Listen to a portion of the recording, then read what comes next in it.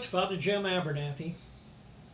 I have an acquaintance who's a retired astronaut and a veteran of 3 space shuttle missions.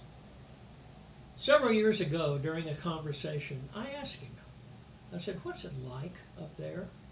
If John Glenn can take that ride when he's in his 70s, why can't I? I would give my eye teeth to do that. Well, he thought that was a funny suggestion, but he went on to tell me a couple of things that I've never forgotten. He mentioned that the thickness of the Earth's atmosphere is only about 28 miles. That thin layer sustains and makes possible all of life as we know it. He told me the obvious.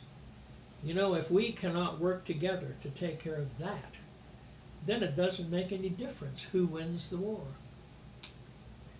The second thing he told me was equally obvious. There are no political boundaries on Earth. All boundaries are man-made.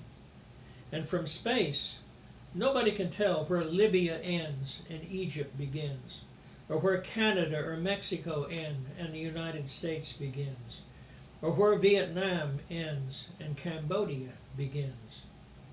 All boundaries between nations are arbitrary and man-made. Seafarers know this. While territorial waters and sea zones exist, these are essentially political things. The life that calls the ocean home knows nothing of American waters or Portuguese waters or Norwegian waters, and there are no boundary markings anywhere. All boundaries are man-made. The men and women who sail the seas, likewise, are not confronted by offshore entry gates or boundary markers.